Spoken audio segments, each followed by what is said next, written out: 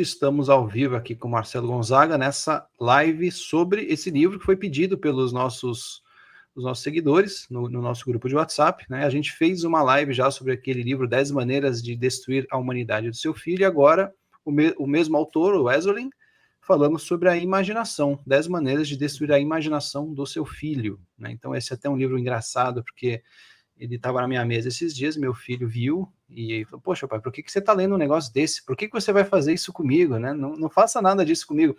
E é muito interessante, né? A maneira como ele escreve, o Wesley, ele tem um estilo muito irônico de tratar todo o livro. Então é claro que você não quer que isso aconteça, né? Pô, vou destruir a imaginação e a humanidade do meu filho. Não é, a ideia não é bem essa, mas o curioso é que você lendo esse livro, que eu recomendo, né, que se leia, é que você percebe que, na verdade, a gente acaba fazendo muito do que está ali sem perceber. E é daí que veio a ideia de fazer essa live também, né? Não só comentar o livro, mas a gente vai comentar justamente sobre esse aspecto. Muitas vezes fazemos erros na educação sem perceber. Então é isso aí, vamos primeiramente dar boa noite aí, Gonzaga. Obrigado pela participação novamente. Boa noite a todos, imagina, estou à disposição. Então, legal. Então, primeira coisa, deixar bem claro novamente que o livro é inteiramente escrito em tom irônico e inclusive é um professor de literatura, ou seja, com uma vasta cultura, e ele coloca referências ao longo do livro inteiro de literatura, de cinema, de história em geral. Então, assim, é um livro muito rico para quem vai ler, é muito divertido de ler, né? E então é isso aí, Gonzaga. Eu queria que você contasse um pouquinho aí da obra, contar um pouquinho para a gente.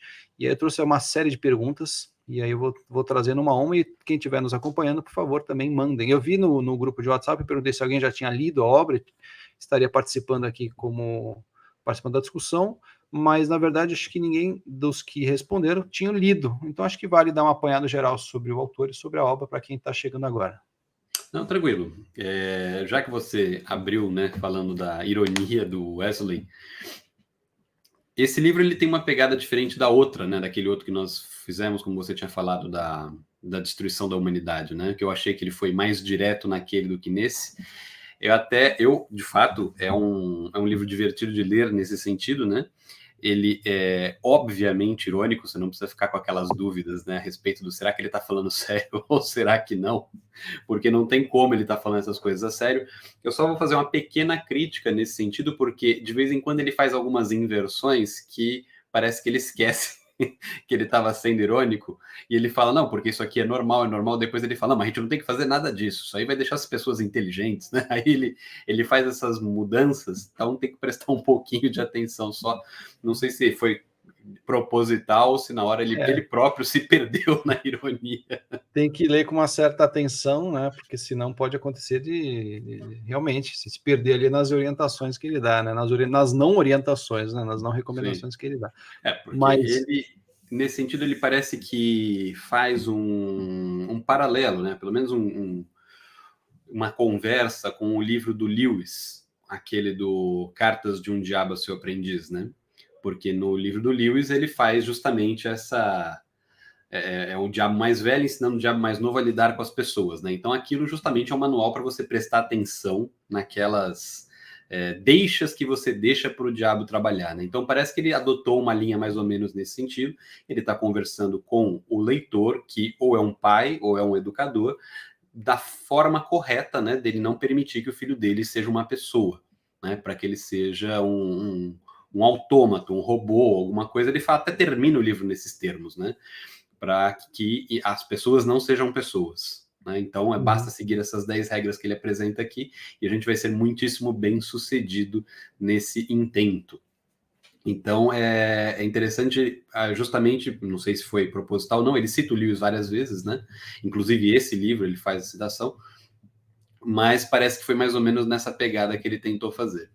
Mas eu te cortei, Maurício, você ia falar alguma coisa? Não, tranquilo. Não, eu ia comentar que o Wesley é bom deixar isso claro, né? Que ele é um conservador, né? E assim, ele critica nessa obra bastante não só a educação moderna, mas como também ele faz alguns comentários mais políticos, né? A gente não vai entrar nessa ideia, né? Mas, por exemplo, ele começa já falando da ideia do Estado totalitário, né? O que o Estado totalitário precisa que a população faça. Então, ele já coloca, isso fica claro, né, para quem está lendo a obra, de que o Estado totalitário ele precisa de pessoas que consumam coisas o tempo todo, que tenham essa vontade de consumir, até uma certa...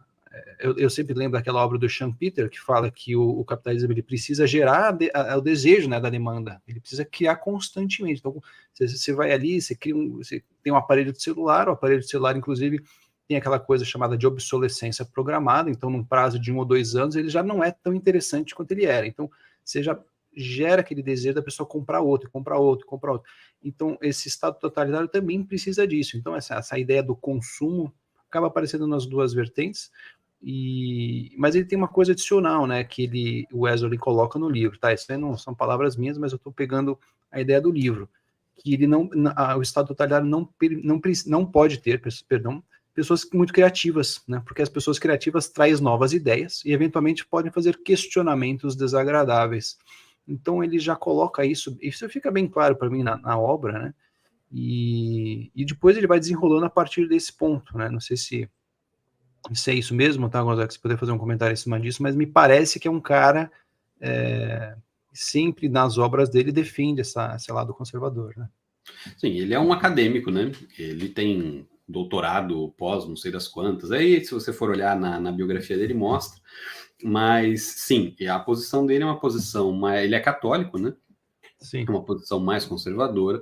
Mas eu acho que, apesar desse elemento, né, ter sido apresentado, eu vou até usar agora, não necessariamente as palavras dele, mas a tese que ele mais ou menos defende, né? Nós somos fruto da civilização ocidental, né? E a civilização atingiu determinados patamares que a gente considerou, vamos dizer assim, pontos importantes de avanço, né? E um deles é justamente a questão política a respeito do totalitarismo. Né? O totalitarismo não é necessariamente uma forma de governo, né? A gente não está falando de uma monarquia, nem de uma aristocracia, nem nada nesse sentido, mas sim de uma forma que impede a liberdade das pessoas que estão ali. Tá? Então, isso já foi entendido, mais ou menos, né, com alguma unanimidade, que não é uma coisa desejável, né? Apesar de que quem está no poder naturalmente sempre tenta perpetuar isso em alguma medida, né? Mas ninguém vai admitir que isso é uma coisa desejável, nem que eles estão fazendo nada nesse sentido. Aliás, esse livro é interessante nesse ponto. Qual que é a questão, né? A despeito disso tudo, né? Quem está no domínio, né, no poder instituído, que a gente está tratando mais especificamente do Estado organizado, ultimamente, especialmente depois das experiências mais recentes, né, que são da modernidade e da contemporaneidade, chegaram a determinadas conclusões importantes a respeito das pessoas que estão supostamente abaixo deles, né, abaixo das pessoas que comandam a ordem instituída. E é justamente que as pessoas são perigosas. Né, perigosas a princípio contra elas mesmas. Né, elas oferecem riscos ao seu próprio lugar na sociedade, e esse lugar tem que ser preservado a qualquer custo. Tá? Então, o sistema, vamos dizer assim, né, ele tenta se preservar a despeito, inclusive, das pessoas que o formam, para que ele seja mantido perpetuamente, mais ou menos como ele está. Isso daí, se vocês forem ver, aqui no livro ele não trata disso especificamente, mas isso já é um caminhar, né, de várias correntes, né, que pensaram o assunto. Isso aí tem a ver até com o fim da história, né, que nós estamos no momento que já foi pensado ser o fim da história, não tem nada para passar daqui, a gente já chegou no ponto final. Né? Então a questão é a manutenção daquilo que é considerado importante e a tentativa de não deixar isso entrar numa degenerescência que vai voltar justamente para aquelas experiências anteriores que foram julgadas problemáticas. Né? Agora, isso tem que passar necessariamente pelo impedimento das pessoas serem livres e capazes de fazer esse tipo de questionamento, testar coisas, né? Ou melhor, não é nem testar coisas novas, é voltar a experiências passadas que foram melhor sucedidas em determinados pontos. Isso é uma coisa que ele vai tratar. Né? Então, como é que funciona aqui, né? São 10 maneiras, da mesma forma como o outro, né? Ele dá aqui 10 regrinhas, eu vou ler essas 10 que estão no sumário, e a partir disso ele vai construindo o raciocínio de coisas que, infelizmente, como o Maurício já tinha colocado, são coisas fáceis da gente perceber na nossa rotina, né? Uhum. Então, a gente vai perceber essas 10 coisas acontecendo com muita frequência, né? Quer nós tenhamos filhos ou não, está acontecendo conosco, inclusive foi feito com todo mundo, né? E a gente acaba arcando com várias dessas consequências e muitas vezes, até pela própria circunstância que ele vai apresentando aqui no livro, não consegue pensar em formas de se livrar daquele labirinto onde a gente acabou entrando, né? Uhum. Então, E o lance, inclusive, que é bem interessante de observar durante a leitura, é um livro que requer, né, para ele ser bem sucedido aí na proposta do autor, que requer que você vá refletindo a cada momento, né? Você vai lendo e vai pensando, puxa, será que eu estou fazendo isso? Será que eu não estou fazendo? E o curioso é que sempre que a gente percebe alguma coisa de errado que a gente está fazendo, a gente vai perceber também que existe uma boa intenção ali. Então, claro, por exemplo, televisão, excesso de telas, excesso de tecnologia, né? Poxa, eu já ouvi uma pessoa uma vez argumentando, pô, claro que meu filho vai usar celular, porque não é uma tecnologia tão boa, eu vou privar ele de algo moderno, tão legal, né? Por que eu vou privar ele, né? E esse, não sei nem por onde começar, né? Explicar uma pergunta dessa, mas o fato é, a gente não comete esses erros por maldade, eu diria, muitas vezes simplesmente na intenção de proteger, né? Pô, vou proteger meu filho, por que eu vou deixar ele sofrer? Por que eu vou privar ele de tecnologia, né? Por que eu vou expor ele a risco desnecessariamente? Então, por que eu vou forçar ele a decorar coisas? Então, essa série de coisas que a gente acaba fazendo errado é sempre por uma boa intenção. Então, esse tipo de reflexão sobre educação é sempre desconfortável, porque você vai ter que fuçar ali um negócio que não. O negócio está quieto ali, aparentemente funcionando, você vai ter que ir lá e mudar e, às vezes, criar uma bagunça, né? Igual arrumar armário. Você vai arrumar armário, a primeira coisa que você faz é uma bagunça. Para depois ir lá arrumando aos pouquinhos. É a mesma coisa. Você vai ler esse livro, quem for ler o livro aqui que está acompanhando a gente, pegar o livro para ler depois, vai passar por isso. É desconfortável, ainda mais por ser uma leitura irônica. No fundo, ele tenta ali, nessa linguagem irônica, criticar as pessoas que estão fazendo aquilo de errado. Então, você vai sentindo. Até o Gonzaga é o cara certo para comentar esse livro, né? Deve ter, igual aquele comentário do Lenin, né? Pô, eu queria ter escrito algumas coisas que estão nesse livro. Fala a verdade, Gonzaga. Não, dá vontade até. Eu até olhei aqui, achei que ele foi bem sutil em vários pontos, tinha que ser um pouco mais cáustico em vários dos comentários, né? Então acho que ele devia ter aproveitado mais sarcasmo para deixar o negócio um pouco mais assim próximo do coração, sabe? Mas esses raciocínios que você apontou, que ele também vai tratar muito no livro, eles são eles próprios viciados, né? Mesmo essa questão das novas tecnologias, né? Os vícios, quando surgiram, foram tecnologias novas também, né? Eu vou privar meu filho de todas essas coisas que estão aparecendo. Exatamente. Né? Então, eu convido, né, as pessoas que têm esse raciocínio a oferecer arma de fogo para as crianças, né? É uma tecnologia nova, bastante interessante, diga de passagem, que eu também não acho que tenha que privar só usando esse raciocínio, né? Então, ele tem um problema nele próprio, né? Só a tecnologia em si não significa rigorosamente nada, ela não é nem a favor nem contra, né? Você vai oferecer esse tipo de tecnologia para quê? Né? Aquilo que a gente já tinha conversado outras vezes, né? A técnica, o que significa a técnica? Né? A tecnologia, qual é o conceito daquilo? Aquilo tem que servir para facilitar, para acelerar alguma coisa. O que você está facilitando ou o que você está acelerando com isso? Né? Essa Esse ideia da tipo de tecnologia. raciocínio é importante. Fala. Não, as pessoas geralmente, eu mesmo, né, antes de entender o conceito da tecnologia, já pedia como coisas eletrônicas, mas não é necessariamente isso, né? Você simplesmente Não, ter lógico uma que não. ferramenta que te poupa a redução do esforço já é. Se você está ali cavando a terra com a mão, a pá é uma tecnologia naquela situação. Né? Então, Sim. assim, a coisa mais simples possível já é o ábaco é uma tecnologia, não precisa ser uma calculadora eletrônica. O calculador é uma tecnologia superior ao ábaco, nesse, ele é mais rápido, ele é mais eficiente, ele faz mais operações. Não necessariamente se diz respeito a eletrônicos. Até a reinterpretação dos animais foi uma tecnologia, no certo sentido, né? O animal selvagem que foi domesticado, se transformou em animal de tração, por exemplo, fez dali, né? Obviamente que a tecnologia no sentido mais próprio do termo é o arado, mas mudou toda a relação do homem com a terra. Né? Então a tecnologia tem que ter essa característica. E aí a gente se pergunta, justamente em relação à televisão, aos celulares, ou o que quer que seja, né? Até a própria instituição das escolas tem uma série de técnicas e tecnologias envolvidas, né? Isso facilitou o que para quem? Né? Tornou o que mais fácil, mais prático? Né? Isso é uma coisa que o pessoal progressista já identificou há muito tempo e com razão. Né? Que eles identificam a escola como um dos chamados aparelhos ideológicos de Estado. Né? É uma técnica, é uma instituição excelente para você fazer com que os valores de qualquer coisa que seja que domine a escola sejam perpetuados.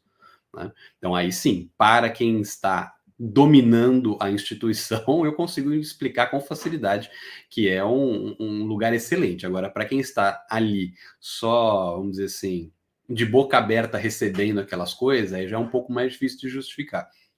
Né? E é justamente isso. Apesar de não estar tratado assim nesses termos, né, no próprio caso dos smartphones, essas coisas, mas é a pergunta que perpassa o livro todo, né, que é a reflexão a respeito daqueles atos e daqueles hábitos. Né? Porque ele fala muito nesse livro, é o título, inclusive, né, da defesa da imaginação. E imaginação ele coloca aqui num sentido bem amplo. Né, de inclusive você questionar as coisas tem a ver com imaginação, porque isso envolve a sua capacidade de criar hipóteses para as coisas. Tá? Sim, então, sim. criando essas hipóteses, você tem condição de questionar aquilo que está posto.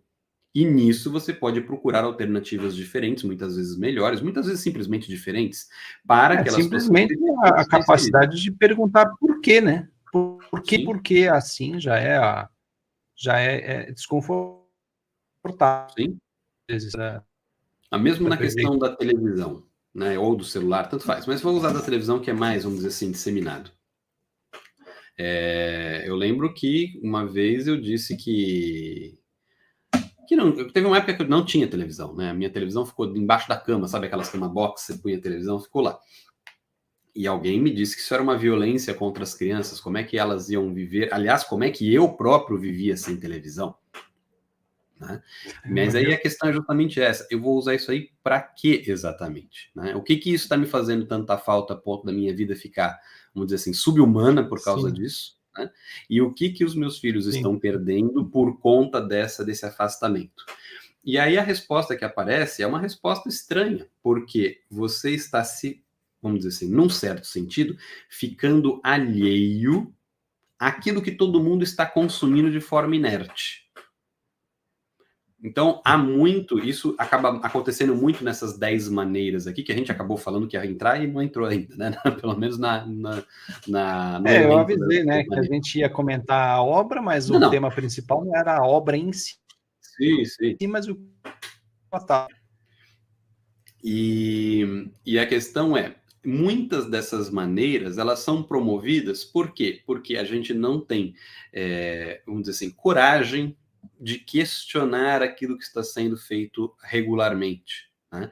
Então, é aquele negócio da pressão dos pares. Você tem medo de como aquilo vai ser visto pelos outros. Né? O que vão dizer de mim que não deixa o meu filho ter acesso à televisão, ao celular? Vão dizer que eu sou um fundamentalista, né? um quaker, um Amish, né? Que não deixa ninguém ter acesso à tecnologia, ou que eu tenho alguma coisa. Então, começa a ficar com essa pressão desde fora, né? Por conta de um nicho que você tem medo de fazer parte. Acho que o meu áudio está com um pouquinho de atraso, então desculpe, mas tem aquela justificativa da tecnologia como sendo algo... Não coloco tecnologia para o meu filho desde cedo, para quando ele crescer, ele tecnologia, como eu, que não as novas tecnologias, né? Então, é uma justificativa aparentemente boa. Bom, tecnologia, quando ele for mais velho, ele já aprende de pequenininho e já vai saber. É perigoso também, até porque sim, você aprender novas tecnologias, né? E vale sempre lembrar, né, que os grandes magnatas da área de tecnologia privam o celular, né? Steve Jobs e companhia, não usam o celular e outros eletrônicos antes dos 14. Né? E aí daria para fazer várias lives só sobre por que isso acontece, né? Por que eles fazem isso, né? Mas essa questão que você falou, pô, você colocar em... É coisa meio, pô, o cara é tudo ou nada, né? Mas eu diria, né, aí eu vou apoiar um pouquinho seu amigo aí nesse caso, mas assim, dá para usar a televisão para algo favorável. Entendi. Eu até é um bom conselho. Os meus filhos assistem um pouquinho de televisão, sempre procurando tudo bacana, mas o que eu fiz de pequeno com ele é o seguinte: eu nunca desliguei a televisão enquanto eles estavam assistindo. Como assim? Vai assistir 20 minutos, beleza. Na hora que deu 20, eu falei, olha, gente, eles que tinham que, no final das contas, pegar o controle, eles desligavam. E por que isso faz? Porque literalmente o controle está com eles, né? Então a tecnologia não dominava. Sempre tem um tempo ali, acabou o programa que foi decidido, inclusive tem coisas bacanas para assistir na televisão, acabou, eles mesmo não tem aquele, não gerou um vício, aquela coisa, não foi possível. Então essa capacidade de ter o controle sobre a tecnologia, muitos exemplos meus, mas o tablet é o seguinte, pegou o tablet, olha, esse tablet é para estudar, esse tablet não é para jogar, então não tem jogo no tablet, eles usam para coisas edificantes. Então, pô, o YouTube pode ser uma maravilha, como vocês que estão aqui assistindo a gente, como pode ser uma porcaria, você pode assistir um conteúdo bom ou um conteúdo ruim.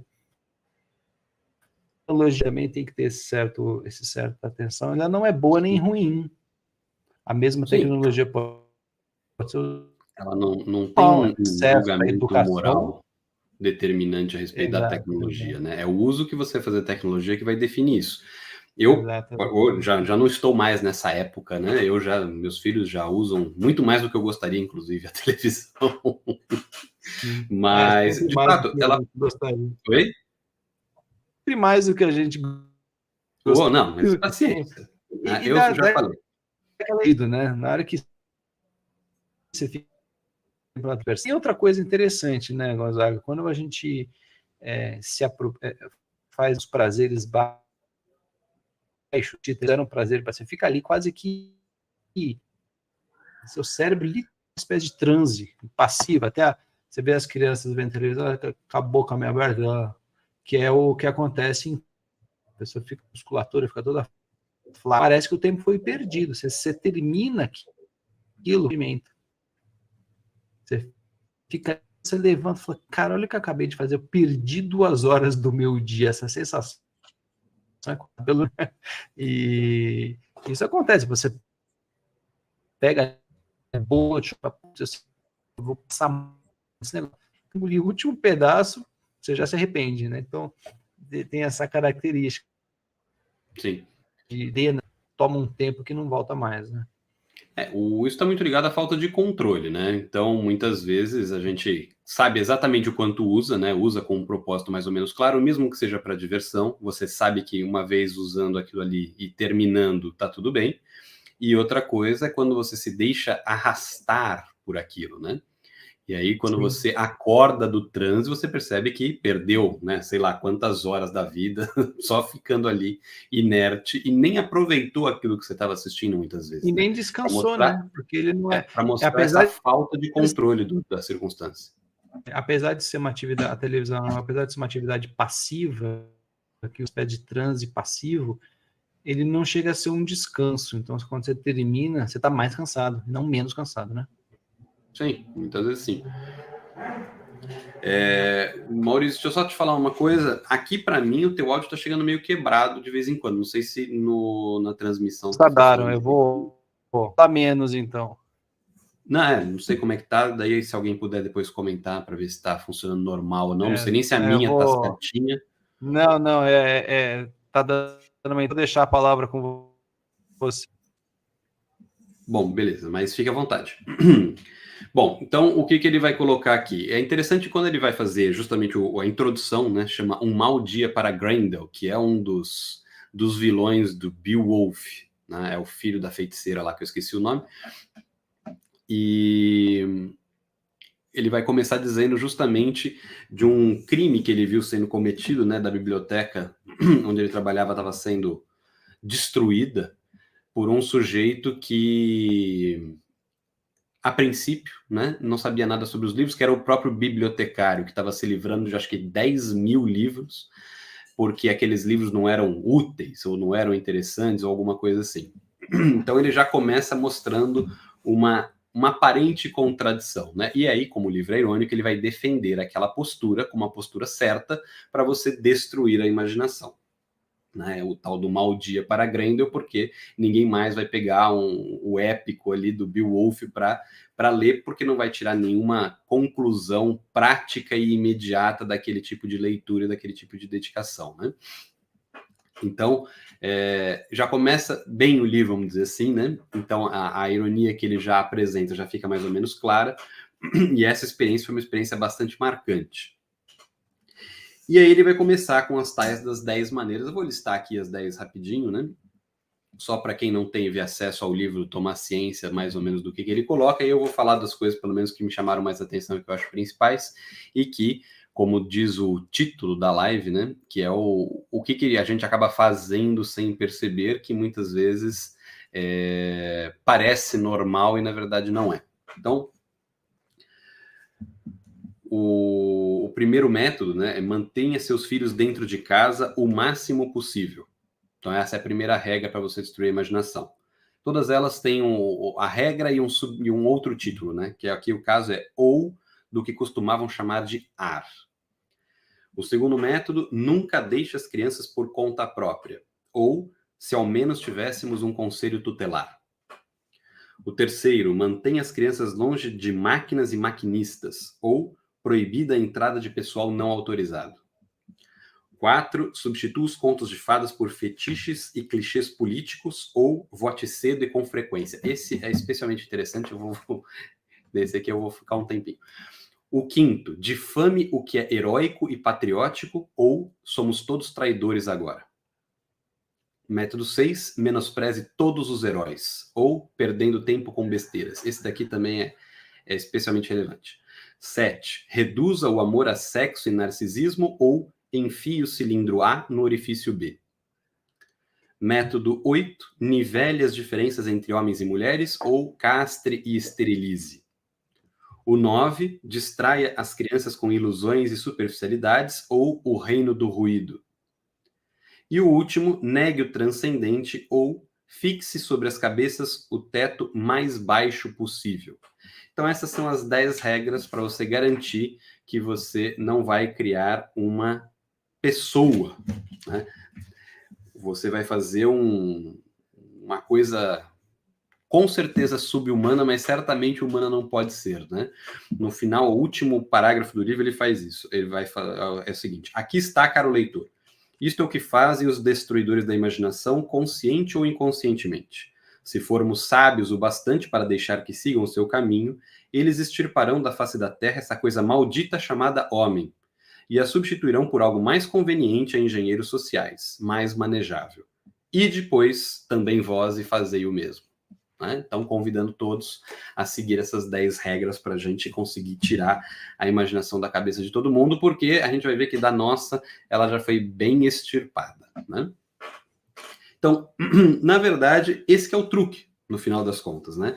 E apesar desse livro ser bastante recente, a gente vai perceber que o que ele está falando aqui, e é fácil de comprovar as consequências do que ele está falando, são coisas que têm uma origem já um pouco antiga, né? Ele vai fazendo citações de coisas, né, que ele fez a pesquisa, de filmes, de livros, etc., que não são de ontem nem de anteontem, né? São coisas que já estão funcionando há pelo menos uns 50 anos. Então, naturalmente, nós já somos, em nossa grande maioria, vítimas desse procedimento. Então, as coisas que ele está falando aqui, como técnicas para destruir a imaginação, podem ser vistas por muita gente como, não era assim que era para fazer? Né? Achei que esse era o certo. né? Então, essa parte do sem perceber, né, que está ali no título, é a parte que deveria chamar mais atenção. Até porque acho que o meu áudio melhorou aqui, o sinalzinho para mim de conexão desapareceu, então parece que está tudo bem agora. Até porque isso que você está falando tem muito a ver com a própria pedagogia moderna. A educação moderna se apoia muito nessas coisas. Então, é sempre bom, de certa forma, desconfiar, não vou dizer desprezar, mas desconfiar de pedagogias e métodos inovadores de educação. Peraí, quantas pessoas já foram testadas, né, treinadas e ensinadas com esse novo método? Inclusive, uma coisa bem curiosa, eu não vou ter agora aqui as referências, mas, por exemplo, alguns métodos de leitura descobriram que o melhor jeito de ler é de tal maneira. Você vai ver, era o que os monges faziam antigamente. Tal método de memorização é o mais eficiente. Tá, o método lá recomendado lá há 300, 400, 500 anos atrás, que tem muito mais a ver com a própria natureza do cérebro. Então, assim, coisas que já foram testadas. Então, assim, uma pedagogia moderna. Até lá no nosso canal do Instagram eu postei esses dias um pai que usou um recurso de inteligência artificial, fez um negócio super sofisticado para o filho guardar os brinquedos. Olha só, né? Então, assim, será que isso faz sentido, né? Será que é um bom caminho? Eu costumo desconfiar. Então, métodos inovadores de ensinar matemática. Puxa, né? Os que tinham antigamente não funcionavam. Eu, ingenuamente, achei que os livros de matemática, né, do começo do século passado seriam perenes. Por que alguém mudaria isso? Funciona perfeitamente bem, é muito bom. Aí você vai vendo o negócio mudando. Eu até vi, até um colega mandou esses dias uma operação matemática do filho, eu acho, ou de alguma criança, em que eles conseguiam fazer a divisão antes de entender a tabuada. Eu falei, aquilo é uma engenhosidade absurda, né?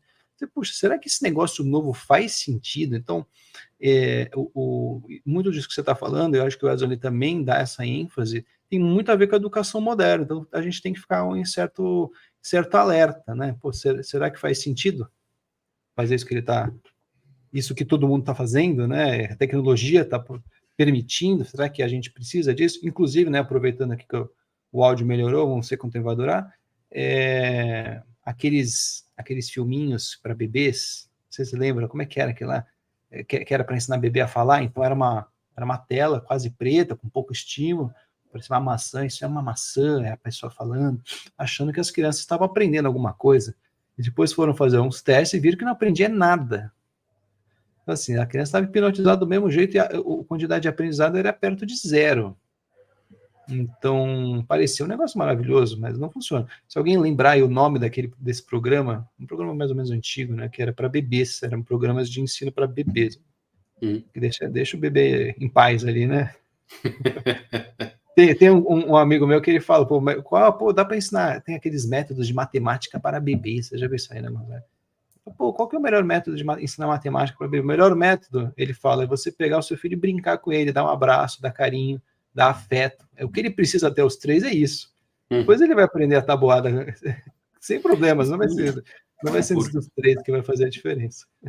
Isso já é um sintoma disso aqui que ele está apresentando, né? Porque a gente quer reduzir o período da infância o mínimo possível, né? Para que as crianças se tornem adultos mais rápido, porque elas são mais previsíveis e mais controláveis enquanto adultos, porque nós somos adultos previsíveis e controláveis, tá?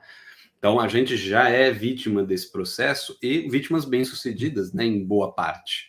Sim. Tem coisas que a gente, mesmo sabendo, falar, isso aqui daria um melhor resultado, mas eu não tenho mais disposição para fazer. Né? Aquela história do, já é muito inconveniente eu fazer essas coisas, eu vou desestabilizar a estrutura que eu já criei, etc. Ou seja, você está perfeitamente dentro do esperado. Né? Por isso que é aquela coisa a gente se acomoda, né? Essas coisas modernas, esses erros que o Wesley traz no livro dele, são coisas convenientes, é fácil. Sim. É fácil de fazer isso, simplesmente fingir que está tudo bem. É por isso que a gente estava tendo uma reunião esses dias, né, Gonzaga, sobre isso, né? É muito difícil de tratar de educação, porque geralmente é desconforto. Vocês que estão aqui, estão acompanhando a nossa conversa, você sabe, que educação é se colocar em xeque muitas vezes. Vou ter que mudar o que eu estou fazendo e estou gostando. Eu gosto de fazer tal coisa, mas no fundo incomoda também, mas mudar é mais difícil ainda. Chegar um dia e falar assim, beleza, vamos ensinar aqui a virtude da ordem para o meu filho, vamos trabalhar esse negócio. É desconfortável, é cansativo.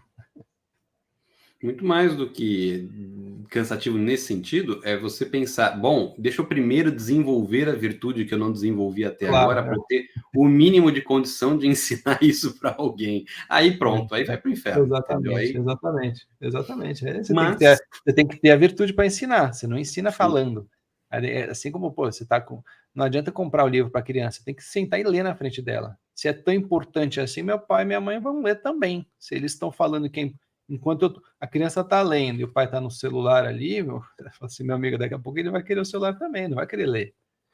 Entende? Sim, muito mais provável, porque a leitura serve para quê? Para você aprender, para você, ao mesmo tempo, né? Eu estou falando em termos genéricos, mas, né, é óbvio que tem leituras que não prestam para quase nada. Mas, para você, ao mesmo tempo, aprender algo, expandir os horizontes, refletir a respeito da própria vida, tem uma série de fatores ali que uma leitura de um bom livro pode oferecer. O fato do pai não ler e incentivar a leitura só pode dar dois sentidos, né? Ou aquilo não é de fato importante, e ele está falando aquilo por algum motivo que a criança logo vai descobrir que é só por superficialidade e hipocrisia, ou ele sabe tudo. Né? Então aí ele também pode se defender da criança nesse sentido. Ah, pai, por que você não lê? Porque eu sei tudo. Ah, beleza. De fato, ler aí nessa circunstância é uma baita de uma perda de tempo. Sabe qual é o pior? Apesar de parecer mais ridículo, essa é a impressão que todo mundo quer passar. Claro. Então, a gente percebe isso quando vai dar aula para crianças, isso fica muito evidente. Por que as crianças não querem estudar e não gostam de estudar? Óbvio, isso tudo que está tratando aqui tem a ver com isso, mas é porque elas se consideram sabedoras de tudo aquilo que é importante. O que elas estão fazendo ali é perder um tempo miserável com coisas que absolutamente não têm sentido. Elas já têm a resposta de tudo aquilo que é de fato importante e relevante, ou aquilo que elas não têm, elas supõem ou sabem que não vão encontrar ali. Né? Então, não são pessoas que têm a humildade necessária para aprender, que é um dos fatores mais absolutamente essenciais no processo de aprendizagem. Então, apesar de eu ter pulado esse tópico, é talvez um dos tópicos mais interessantes, que é entre a introdução ali, né, e o método, e o primeiro método é por que a verdade é sua inimiga e os benefícios da incerteza, ou Gradgrind, sem os fatos. Ele vai dar o exemplo de uma escola. Esse talvez é antes do primeiro método, inclusive. Ele só vai mostrar uma situação. Talvez seja a parte mais importante desse livro para vocês que, se quiserem ler pelo menos algum trechinho para ver se impacta ou não, se vale a pena ou não, eu recomendaria esse. Antes de qualquer um dos métodos, isso que os antecede. Ele vai dar o exemplo de uma escola e do porquê aquela escola, né? Ou, melhor ainda, do porquê aquilo que nós entendemos como educação é mais um desserviço do que um serviço. Porque aquilo tem o poder de, justamente isso que eu estou falando, impedir que a pessoa veja no estudo algo que sirva para alguma coisa de verdade. Tá? Ele está fazendo o quê? Ele está moldando a pessoa para que ela só tenha informações relevantes para uma vida social que não ofereça risco. Né? E risco aqui não é uma coisa positiva. Não ofereça risco para o estado de coisas. Né? Isso só é possível se as pessoas fossem totalmente controladas e previsíveis. Sim. Né? Então, aqui vai mostrar que o fato, né, quando ele é absolutamente retirado de tudo aquilo que torna aquilo verdade, e ele é só um objeto, é só o fato puro, ele não serve para nada. Né? Ele mais atrapalha do que ajuda. Se vocês forem, isso provavelmente aconteceu com todos, né? No estudo de história, você vê uma série de fatos que são apresentados continuamente que não significam nada para ninguém e afastam as pessoas de entender aquilo como uma coisa real. Né? Eu, que sou professor de história, já enfrentei isso muitas vezes. Os alunos acham história uma disciplina inútil. Né? Eu não vou nem questionar o inútil aqui, porque esse inútil pode ser tratado de várias formas, né? O próprio... eu já comentei isso aí em outras lives, né? E eu era um deles. Para mim, a história não fazia o menor sentido. Não é que eu não me interessava, não fazia sentido para mim. Eu recebi um monte de informação e de repente surgiu uma guerra. Eu falei, gente, mas por que os caras estão brigando? Eu nem entendi. Isso não é motivo para 30 anos de guerra. E eu não entendia. Tem briga por causa de mulher e dava guerra. Guerra durava mais tempo do que as próprias pessoas interessadas ali na mulher. Eu falei, do que está acontecendo? E era descontextualizado, total. Claro, eu não posso dizer que eu tinha facilidade com história quando era bem explicada, mas para mim era um monte de fato isolado. Para mim era um desafio de memória que eu fracassava. Sim, porque nem assim, né? A memória, nesse caso, não serve para nada. A memória é uma faculdade da mente, né, que tem que ser exercitada, mas isso não é um exercício de memória. Isso é praticamente um estupro da memória.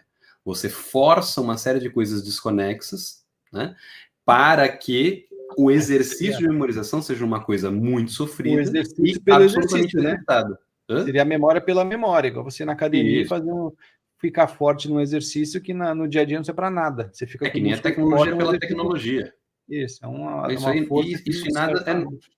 Né? Então, o interessante é fazer com que, não só o escola, né, o próprio termo escola, significa ócio. Né? Tecnicamente, se a gente for ver pela essência da coisa, a gente só iria para a escola para aprender coisas inúteis. As coisas úteis você trabalha. Né? Tem uma distinção óbvia entre uma coisa e outra. Né? Agora, a gente está numa... Aí vem a parte da imaginação. Nós já estamos envolvidos num esquema social já faz algum tempo, onde tudo aquilo que não é útil para nós é uma coisa assim horrorosa, né? Uma coisa maldosa, um negócio assim das profundezas do inferno. Então, o problema do exercício da imaginação é que você convida as pessoas para coisas mais interessantes, mais desejáveis e mais humanas do que a mera utilidade. Tá? Tanto que o que é uma das grandes preocupações, já faz algum tempo, né, com a crescente mecanização e robotização das relações de trabalho. O que a gente vai fazer? Tudo. Tem milhões, zilhões, infinitas coisas para serem feitas. Só que nós não fomos educados para isso. Né? Essa preocupação que há 200, 300 anos era uma preocupação assim, absolutamente sem o menor sentido. As pessoas vão falar, graças a Deus, a gente agora tem coisa para fazer. Porque a relação de trabalho não era a mesma que a gente tem hoje. Para as pessoas, hoje é uma preocupação absolutamente aterrorizante. Né? Eu vou perder o meu lugar. Como assim perder o seu lugar? Né? O ser humano não é uma peça tão dispensável a ponto de ele poder ser substituído facilmente por uma máquina. Mas essa é a impressão que nós temos. Por quê? Uma das grandes respostas é essa, falta a imaginação. A gente não tem condição nem de perceber para que nós estamos aqui, fazemos as coisas, o que a gente tem de possibilidades para serem atualizadas. Não, a gente já está mais ou menos acostumado com um modelo, que já é um modelo já bastante antigo nesse sentido, e a gente só consegue ajudar as pessoas a entrar no mesmo molde, fazer as mesmas coisas, ter as mesmas preocupações e desaparecer anonimamente. Né? Então, mesmo esse caso, né, falando do primeiro tipo, mantenha seus filhos dentro de casa o máximo possível. Eu vivo na cidade grande. Não tem espaços disponíveis para as crianças ficarem livres, para fazerem as coisas, para ver a natureza, etc. Aí você vai para a segunda reflexão. Não é seguro para as crianças ficarem ao léu ali, né? Porque ele vai mostrar o exemplo de um modelo de vida, né? De uma agenda. A criança hoje tem lá todos os horários, tudo certinho, a cada 15 minutos tem uma atividade, uma hora outra atividade, tudo bem programado. Aí ele vai mostrar a agenda de alguém que nasceu em 1920 ou 1930, alguma coisa assim. Então era engolir o café da manhã, tinham coisas iguais, né? Quando dava, acho que 11 horas, 10 horas da manhã, tem um gap até as 8 horas da noite, entendeu? Que a criança some. Hoje Sim. isso não é feito. Muitas pessoas não acham isso nem possível, nem praticável, porque tudo tem que estar mais ou menos organizadinho por inúmeros 100% motivos. supervisionado também, né? E 100%. tem o tópico da supervisão, né? As E é crianças muito não podem ser difícil de deixadas dizer, sozinhas. então. E Hã? também não sou eu, né, que vou recomendar que sim, então beleza, abre a porta de casa, põe teu filho para fora e só, você só volta às 8 da noite. Isso Deus me também não é livre. possível, né? Assim, não é razoável uma coisa dessa. É Não, que antes era, naturalmente. eu diria que antes era possível, não sei se é recomendável, mas era possível de se fazer isso, né? A gente via isso, né? Crianças que, eu cresci na rua, pessoas mais velhas, pô, eu nasci na rua, meus amigos de rua, aquela coisa. Hoje em dia, eu morei muito tempo em apartamento, eu não sabia que era o vizinho do lado. Sim. E assim, eram praticamente pequenas clausuras. Você não sabia quem eram as pessoas nas outras clausuras ali, nas outras células, né, empilhadas ali, nos apartamentos, né? Então você não sabia quem estava ali, né? Então é difícil também E de dizer que isso está fazendo uma coisa dessa. Hoje eu diria que é quase impossível, né? mas ele faz uma crítica às pessoas hoje, né? Porque ele fala da questão da segurança. Então ele vai colocar o seguinte: as pessoas não deixam, né, as crianças mais ou menos ali livres porque a situação não é segura, está cada vez mais insegura. Então essas famílias se afastam desses centros urbanos, né, para criar os Sim. seus filhos longe, e isso torna as cidades cada vez mais inseguras para que as próximas também cheguem às mesmas conclusões. Ele fala, bom, nesse jeito, nesse caminhar, a coisa não tem como ficar mais segura, ela só vai ficar cada vez mais insegura até o ponto de ser insustentável. Sim. Agora, o que é importante e interessante que dá para tirar de conclusão a respeito desse tipo de problematização é, uma coisa que eu, inclusive, defendo toda vez que a gente chega nesse ponto, né? Não dá para a gente tomar ciência de uma série de problemas que são problemas antigos, que a gente também é causa do problema muitas vezes, e de uma hora para outra, vamos dizer assim, virou a chave, né? Agora eu vou acertar em tudo. Para quem acha que é fácil, assim, eu já estou mais ou menos vaticinando, né, que você está caindo de cabeça no fracasso absoluto, né?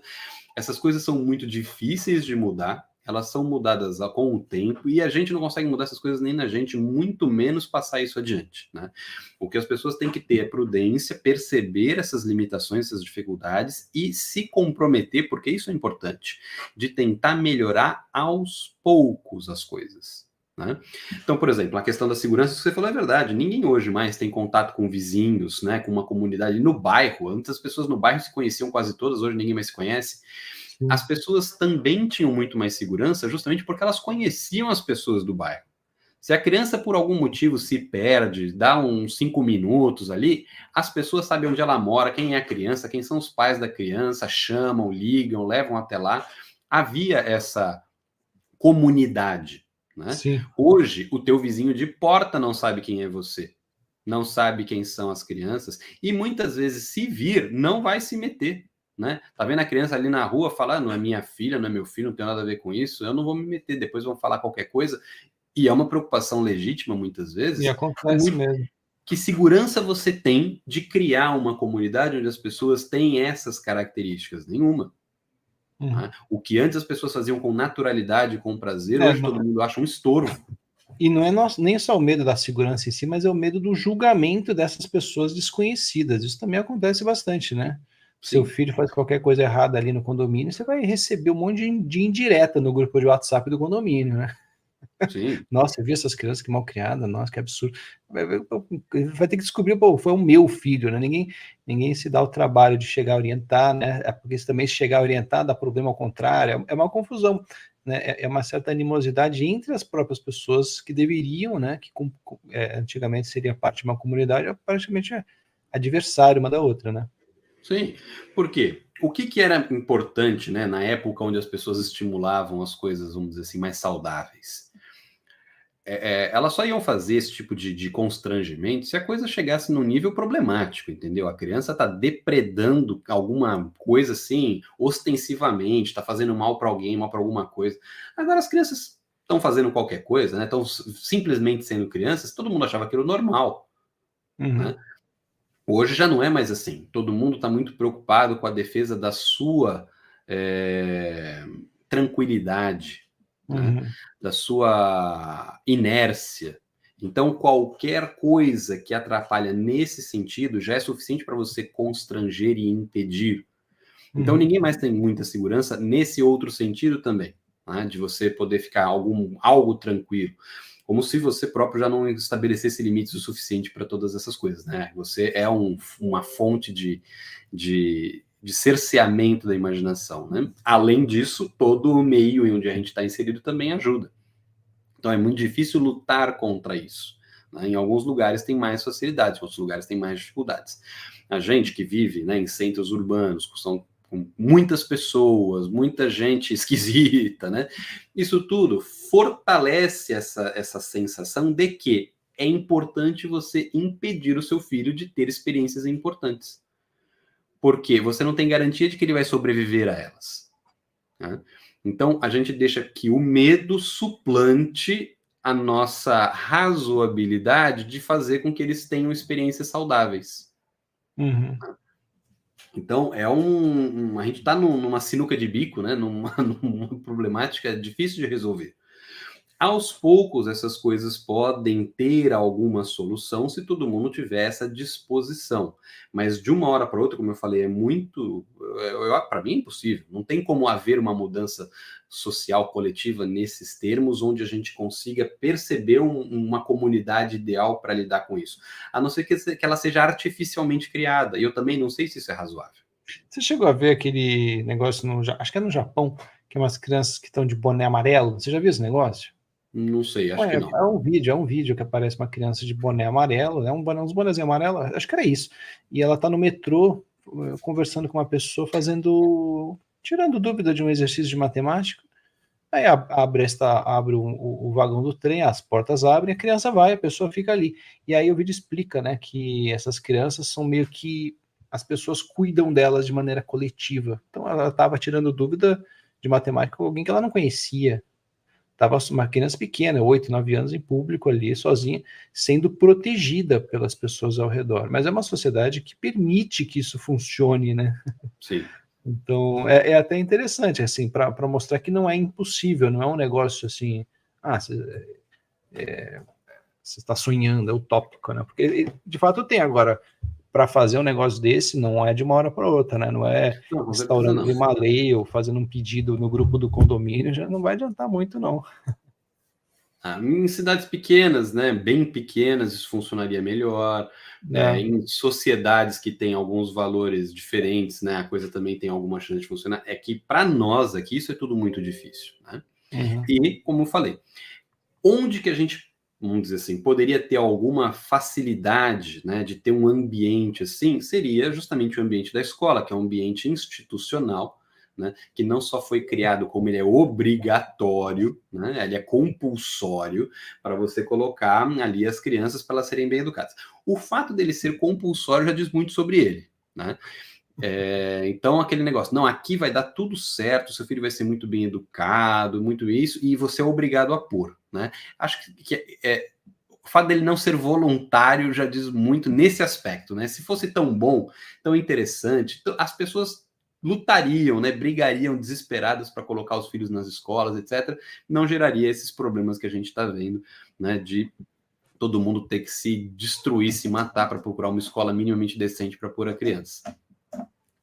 E vou aproveitar o gancho, né, da compulsoriedade das coisas para falar de um dos próprios tópicos aqui que estava aqui, já que já passou um tempão, que era o do... Ele falou da política, né? Olha lá, substitua os contos de fadas por fetiches e clichês políticos ou vote cedo e com frequência. Né? Especialmente porque eu percebo que essas preocupações elas estão ficando cada vez mais frequentes, né? E você vê crianças se preocupando com coisas que absolutamente, eu particularmente acho que nem adultos deveriam se preocupar, né?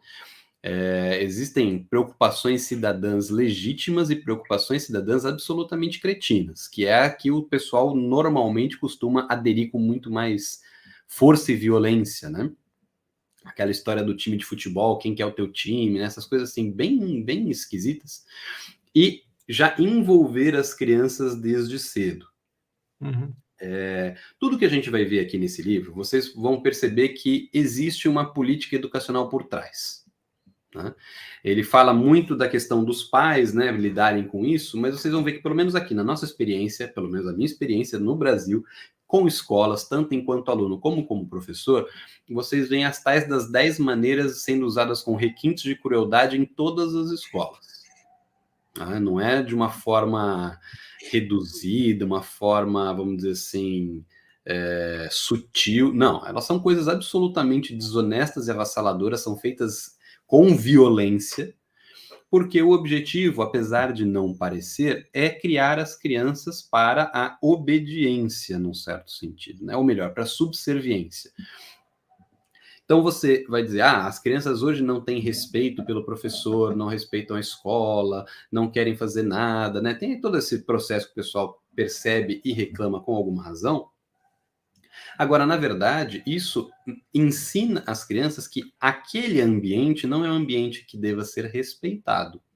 Que aquelas pessoas são pessoas com autoridade que deva ser mantida, nem preservada, mas que elas próprias têm algo que elas têm que obedecer, e ali sim a criança toma um pouco mais de cuidado, né? Então aquilo tudo está dentro de um escopo social maior, onde esse esvaziamento da imaginação faz sentido. A escola é um ponto perigoso, porque se ela for bem aproveitada, bem utilizada, ela é um dos pontos de desenvolvimento da imaginação mesmo, né? Ela é uma instituição que, a princípio, deveria desenvolver as crianças, né? Estimular potencialidades, curiosidade, a imaginação, fazer com que elas aprendam coisas que elas não teriam acesso fácil se não fosse daquela forma.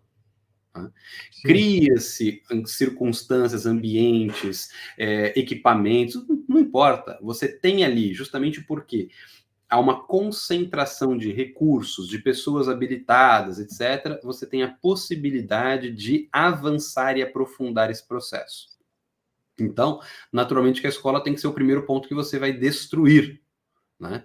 Porque ela oferece um perigo real para que as pessoas de fato se desenvolvam e se tornem pessoas efetivamente questionadoras, pessoas interessadas, né? E o pior de tudo, pessoas que sabem dar o devido valor às coisas, né? O pessoal fala muito de questionador e a gente trabalha muito com a tal da educação crítica, né? As pessoas têm que ter senso crítico, têm que ter educação crítica. Essa palhaçada que só faz as pessoas ficarem mais idiotas. O senso crítico é uma palavra que deveria representar justamente essa capacidade de questionar, né? Deveria. Mas, na verdade, ela escamoteia o que, na verdade, é aquela obediência de repetir determinadas coisas. Sim, sim, porque se você não toma determinado lado do discurso, você não é crítico, né? Então, na verdade, ele é uma armadilha, né? Você só é crítico se você responder do mesmo jeito. Você vai ser um pensamento crítico, é criticar as mesmas coisas que do mesmo jeito para chegar no mesmo resultado. Isso, exatamente. Então, né? Vamos desenvolver o senso crítico comigo, né? Isso. Agora, o que é realmente preocupante é das pessoas desenvolverem senso de ter indiferença pelas coisas irrelevantes. Isso é mais preocupante de tudo, de você criar toda essa circunstância, né, de hipocrisia, de superficialidade, de artificialidade, e as pessoas não se importarem com isso. Isso, de fato, é perigoso, né? Tem agora não vou lembrar onde que está escrito, depois se vocês fizerem questão eu posso procurar, tem no livro do Mortimer Adler, eu tenho certeza que ele faz essa citação da onde é, né, a fonte, mas não há nada mais perigoso, né, para um ditador, para um governante, para o que quer que seja, não é o sujeito que faz a crítica elaborada, né, científica ali, bem desenvolvida, é o sujeito que faz piada daquilo. Né? Esse é o sujeito verdadeiramente perigoso, porque é o sujeito que dá o valor exato que a coisa merece, né? Essas coisas que vocês estão tratando aí e lixo tem mais ou menos o mesmo valor, né? Prefiro o lixo, porque o lixo é mais fácil de jogar fora. Então, a imaginação, nesse ponto, é um artifício, né, da mente bastante perigoso e problemático, porque ele dá condição de você criar, ou pelo menos supor, alternativas diferentes àquelas que são apresentadas, alternativas, na pior das hipóteses, mais interessantes. Né? Ele fala aqui do caso dos heróis, por que os heróis são perigosos? Né, para a imaginação, porque eles oferecem respostas que são respostas não usuais a problemas cotidianos. É o sujeito que, diante de uma ameaça, ele resiste. Isso não quer dizer que todo mundo deva resistir, mas isso quer dizer que você pode resistir. Né? Ele fala do caso, por exemplo, do Aquiles, que o Heitor, na hora que eles vão fazer ali um confronto, o Heitor fala, vamos fazer isso aqui desse jeito, piriri parará, que aí fica bom para os dois, né? E aí ele fala, qualquer pessoa normal diria que sim, mas uma pessoa normal não estaria naquela circunstância. Né? E Aquiles diz, não. Mas aquilo não faz sentido. Não importa, né? Ele não julga as coisas como as pessoas comumente julgam. E isso faz parte dele ser um herói naquela circunstância. O herói é justamente o cara que, digamos, quebrou a regra, né? O padrão. Ele fez algo além, justamente o contrário daquilo que você está dizendo que é o resultado esperado, que é o conformista, né? O cara que aceita aquilo que é dado, repete aquilo que é solicitado, né? Vai trabalhar quando toca o sino e para quando toca o sino de novo, que é aquela... A gente trabalhou disso em outras conversas, né? O herói é justamente o oposto disso, é o que vai justamente perceber o que tem que ser feito além das regras e vai fazer, não é isso? Uhum. Sim, e mesmo que ele não tome a melhor decisão, isso não é o problema, né? O problema é que ele tomou uma decisão que não era a comum, não era a esperada. Sim. Se vocês forem olhar, por exemplo, por que o mito grego é tão interessante, as tragédias gregas são tão interessantes? O herói não é necessariamente aquele que está sempre certo, ele não é um santo, mas ele é aquele que desafia, né, e arca com as consequências. Essa parte de arcar com as consequências é importante. Né? Hoje, qual é o ele assume medo? para si a responsabilidade do próprio erro, inclusive, né? Sim. Então ele fala, por exemplo, do caso do Édipo Rei, ou do próprio caso do Agamenon. Então, o Édipo Rei é alguém que acaba criando, né, um problema terrível por conta da própria posição. Né? O Tiresias, que é o sábio que consegue, apesar de ser cego, né, enxergar as coisas dos deuses, fala, você é mais cego do que eu, tô te falando que não é para fazer isso. Não, vou fazer, é o que eles chamam de temperamento heróico. E é por isso mesmo que a queda dele é tão funda. Né? Agora, é importante isso estar dentro das possibilidades de julgamento. Né? Quando a gente menospreza, ridiculariza essas coisas, isso deixa de ser uma possibilidade real. A gente só toma as coisas pelo valor que é o valor repetido pelos outros. E isso acaba se tornando a régua moral de todo mundo. Né? O fato de eu fazer ou não uma coisa não depende dela ser certa ou errada, depende do uma outra pessoa no meu lugar também faria ou não. Né? Essa relativização tem a ver com falta de imaginação também. Porque você não tem como conceber alguma alternativa maior do que aquela que é imediatamente posta, né? E aquela que regula o comportamento do homem mediano. Então, justamente, a imaginação apresenta alternativas que, para nós, podem ser parâmetros muito mais altos e muito mais interessantes de como fazer ou não fazer as coisas. Valores que, muitas vezes, são valores, vamos dizer assim, disruptivos para a situação. Né? Aquela história do, se o fulano fizer tal coisa, ele vai causar aqui um distúrbio na ordem social. Aconteceu inúmeras vezes. Né? Sócrates justamente foi morto por causa disso, né? Causou um distúrbio na ordem social. Ele não estava errado. Né? Tanto que Atenas entrou em colapso pouco tempo depois, porque as coisas que ele estava apresentando eram problemas reais e verdadeiros que tinham que ser sanados. Não foram. Né? Então, eles tiveram ali o peso da morte de Sócrates sem ter a garantia da preservação do estado das coisas, porque o estado das coisas já estava podre e acabando. Isso é uma coisa que tem que chamar a nossa atenção, e aí, nesse sentido, o estudo de história é interessante, né? O quanto da nossa tentativa de preservação das coisas que nós conhecemos e sabemos que não são as melhores, não são elas mesmas a garantia de que a gente vai se estrepar em breve. Né? Então, essa defesa da comodidade, da tranquilidade, que todo mundo está muito acostumado a fazer, muitas vezes é justamente o que precisa para você garantir a sua derrocada. Sim. Né? Um esforço um pouco maior em determinados momentos e determinadas circunstâncias garantiria um resultado melhor, apesar de não parecer que isso seria possível, nem que seria viável quando você está analisando isso, sem essas possibilidades que uma vida mais rica poderia fornecer, oferecer ou mostrar. As virtudes, como a gente estava falando antes, sempre foram defendidas e exercitadas e cultivadas por todo mundo que tinha alguma coisa para dizer, né? Alguma coisa relevante para dizer. Por que de repente isso ia parar de ser verdade? Impossível, né? É o problema da imaginação embotada. Aquela história do como eu vim depois, eu sou melhor, eu enxergo mais, eu vejo melhor. A história do a gente agora tem métodos muito mais seguros de aferir se as coisas prestam ou não prestam. Isso é uma Então a coisa gente que ele vai comenta, revisar né? tudo. Perdão, isso é uma coisa que ele comenta, né? Se quando vai falar de personagens históricos ou coisas do passado, enfatizar os erros. Uhum. Eu vi esses dias um vídeo desses de uma professora de história falando de história do Brasil, mas assim todos os personagens fizeram milhares de coisas importantíssimas para o país. Era esse daqui ficou famoso porque ele traiu não sei quem, esse daqui ficou famoso porque comia muito, esse, assim, só mostrava, na verdade, as coisas ruins, né, que todo mundo faz coisas ruins, eu diria, né, não tem, assim, é muito difícil ter um personagem histórico livre, né, de problemas desse tipo, graves, né, então, mas assim, só enfatizava os problemas, ou seja, ninguém no passado prestava, a ideia que as crianças acabam pegando é essa, no passado nossa, o pessoal era muito bruto, era tudo bárbaro, tudo agressivo, tudo maluco. Portanto, o futuro que vale mais, porque o futuro tem a esperança, né? O futuro que vale. Então, essa transferência do valor do passado para o futuro. E o futuro, a gente não sabe como vai ser, né? Você só tem essa promessa de como que vai ser, mas isso é uma coisa que o Wesley fala bastante e eu percebo isso também na educação das crianças, né? Esse desprezo pelo... E além disso, você menospreza todos os feitos que foram realizados. Isso. Porque, por exemplo, se o sujeito era um mulherengo, um perdulário, um sei lá o quê, você vai colocando só os defeitos. Ele chegou lá onde ele chegou como? Porque aí começam as explicações esquisitas, né?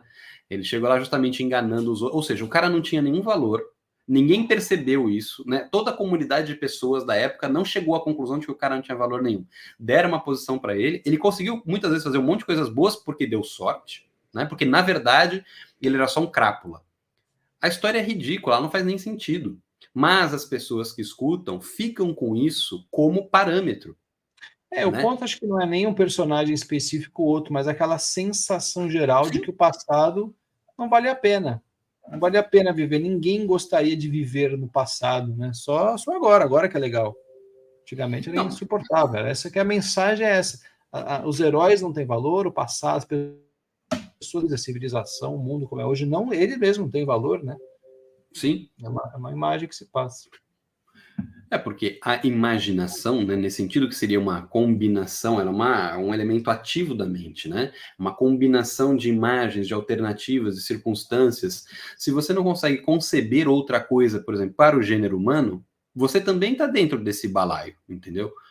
Se o ser humano é essa criatura que é podre, que só faz besteira, que não tem nada de bom, que todos os grandes feitos, todos eles tiveram alguma porcaria envolvida, que impedia a qualidade de aparecer, né? Você vai esvaziando tudo aquilo de virtude, tudo aquilo de bons resultados, porque tinha ali um problema que, nossa, esse problema era fundamental, né? Então, você vai usar isso para que os teus modelos também tenham essas mesmas características e a tua vida siga mais ou menos pelo mesmo projeto. Né? Ou seja, eu não preciso me esforçar para nada, eu não preciso ter virtude, eu não preciso ser honesto, eu não preciso de nada disso. Porque as pessoas que conseguiram algo não conseguiram por causa dessas coisas. Elas conseguiram justamente por causa dos vícios. Sim, então eu tenho que ser cheio de vícios para que eu tenho que ter mais do que os outros, eu tenho que ser mais desonesto, mais bruto, mais um monte de monstruosidades, sim, porque é assim que eu desponto e ali eu vou fazer a única coisa que todas as pessoas fazem nessa circunstância, que é usar o poder de forma arbitrária.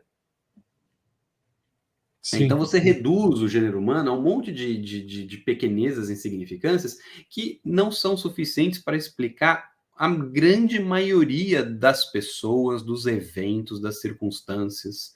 Né? Isso é uma ingratidão e de uma insignificância moral, porque você também está julgando as pessoas ao seu redor e a si mesmo.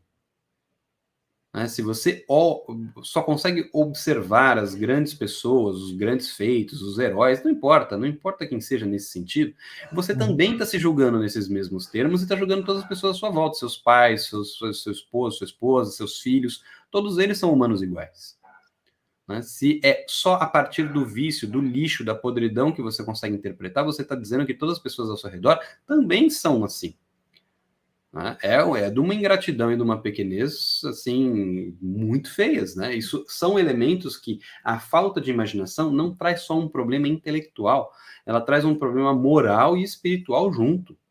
Né? Você se desumaniza em todos os sentidos. É um negócio absurdamente perigoso. Certo. Bom, eu vou dizer aqui que, em termos de análise do livro, a gente tem capítulos finais ali, mas acho que por hoje a gente comentou bastante coisa. Como eu comentei no começo e antes, na chamada para a live, a gente não ia comentar especificamente os capítulos como uma resenha, mas falar sobre o tema, né, e trazer essa ideia do educamos errado, muitas vezes sem perceber, né, nas boas intenções e usando os recursos que a gente tem e o imaginário que a gente tem, né, o que a gente entende por certo e errado, apropriado e inapropriado, a gente acaba cometendo alguns erros. Então, a reflexão hoje foi mais usar o livro para fazer diversas reflexões. No entanto, a gente acabou cobrindo aqui 70%, 80% dos tópicos que o próprio autor traz no livro. Tá? E para encerrar aqui, a gente recebeu uma pergunta. Eu posso colocar aqui, Gonzaga? Não tem exatamente a ver com o tema do livro, mas eu acho que... Pode, mas essa pergunta, que agora eu estou com ela aqui aberta, também estou acompanhando no YouTube. Boa. Queria essa saber pergunta é interessante porque ela parece... Queria saber como ensinar tem que fazer o programa aqui, né? Se não tiver alguém no áudio, não vai ouvir, né?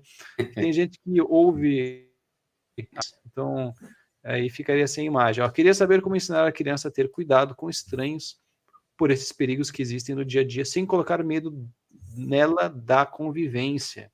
Bom, tem um vídeo que eu vi no Japão, como eles fazem também, aparece as crianças sentadas em círculo, aparece um cara, dá um doce para a criança pega, ele pega a criança, põe no saco, sai correndo.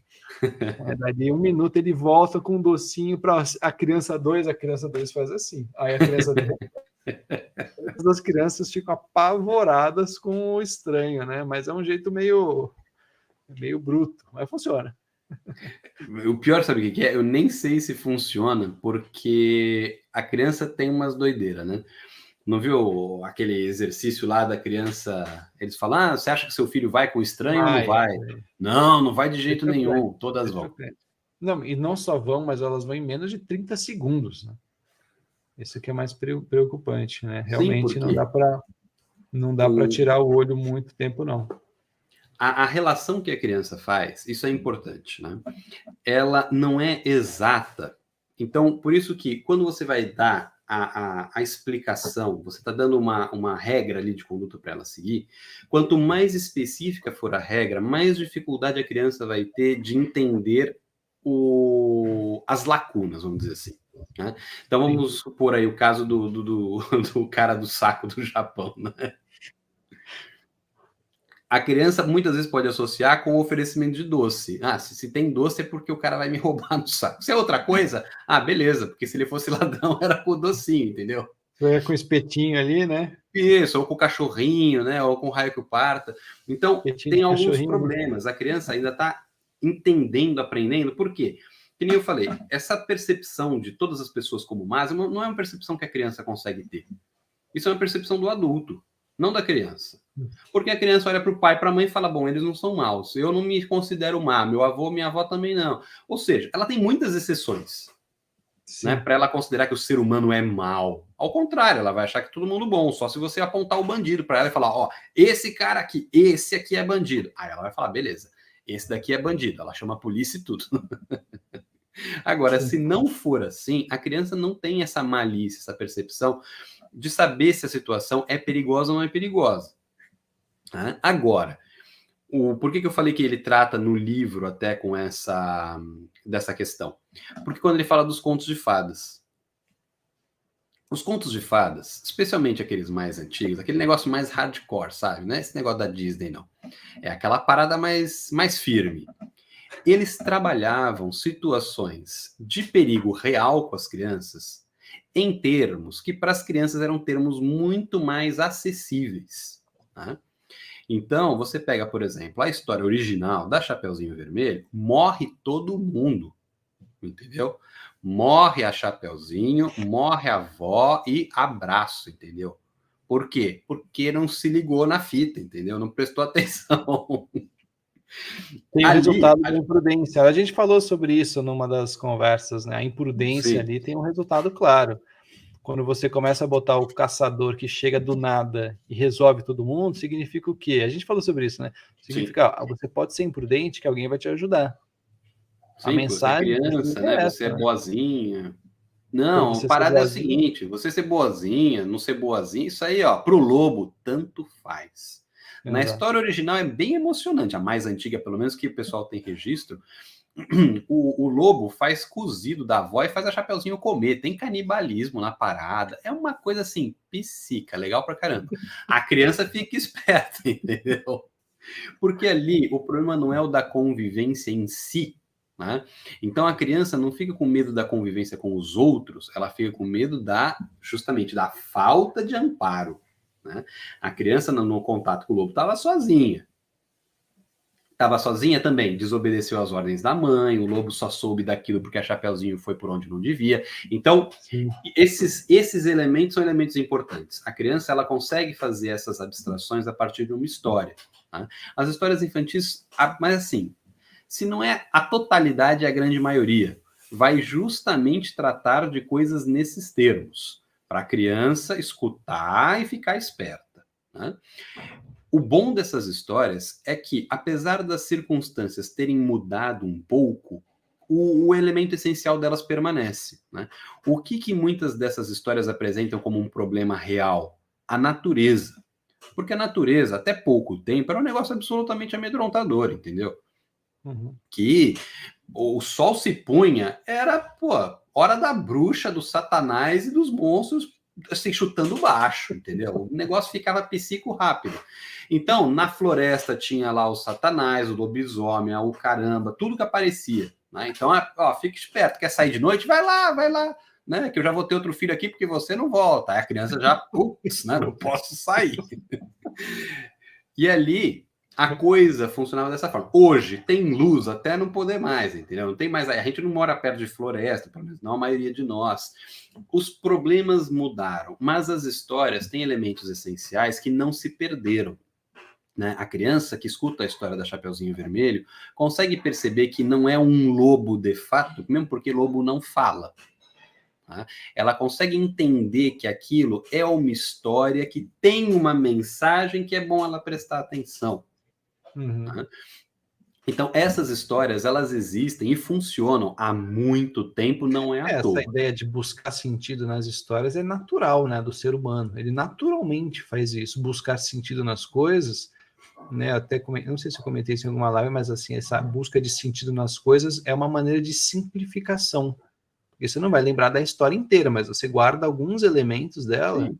E o resto você descarta. Essa capacidade do cérebro de sintetizar, resumir e simplificar é muito interessante. Isso explica praticamente tudo o que acontece. Então, uma história dessa, a criança naturalmente vai tentar simplificar e assim, concatenar algumas ideias e acabou. Então, não é que a criança pequena não vai entender. Talvez ela não entenda, mas alguma coisa ela vai entender. E conforme a maturidade vai desenvolvendo, ela vai entendendo mais coisas. Sim. E justamente aqui, tanto no caso do livro, né, como na própria formação do imaginário, aquela coisa, é importante que a criança tenha contato, em alguma medida, lógico, você não vai mostrar isso aí em requintes de crueldade, né?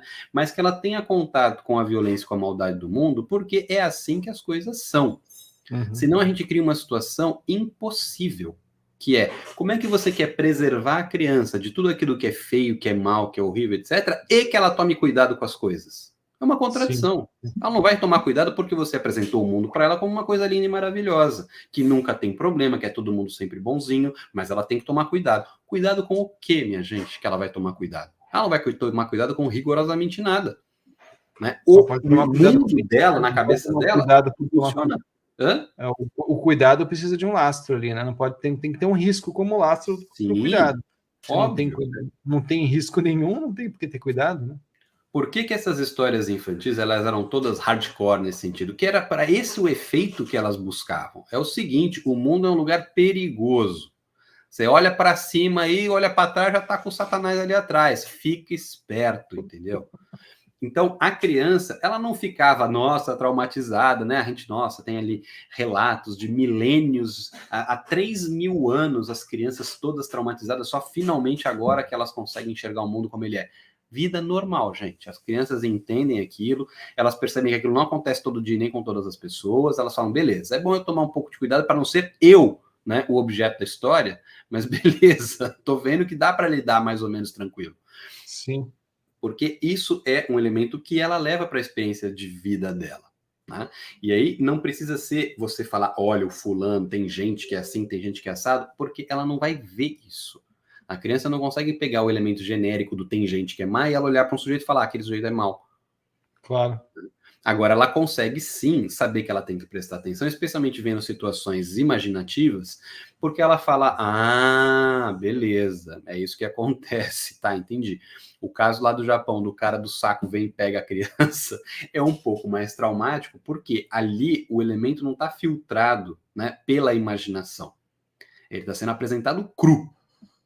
E essa crueza para a criança nem dá tanto resultado melhor assim, como aí sim, pode torná-la um pouco mais sensibilizada em relação a isso.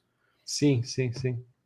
Né? Até Mas porque que o cara tá talvez ali, dê o cara tá efeito com ali, a uma, criança, mas eu acho que ela fica com medo mesmo. o cara tá com uma máscara, com um avental, então ele vai ter medo de pessoas de avental e máscara, né? Pode Sim, ser o que você ficar de falou também, de longe. ser um negócio específico. Ah, você trouxe um docinho, tudo bem. Ah, você tá de máscara, tudo bem. Ah, se você não tá de máscara e tá trazendo ali um pastel de frango, tudo bem, né? Sim, porque você é Então, bonzinho, você dá uma risadinha, a criança fala, bom, ele é um sujeito simpático, né? Não tem nenhuma daquelas coisas assim, né? De raiva, de esgares feios. Ah, beleza, esse sujeito aqui não pode ser mal. sedutor, né? Aquela sedução.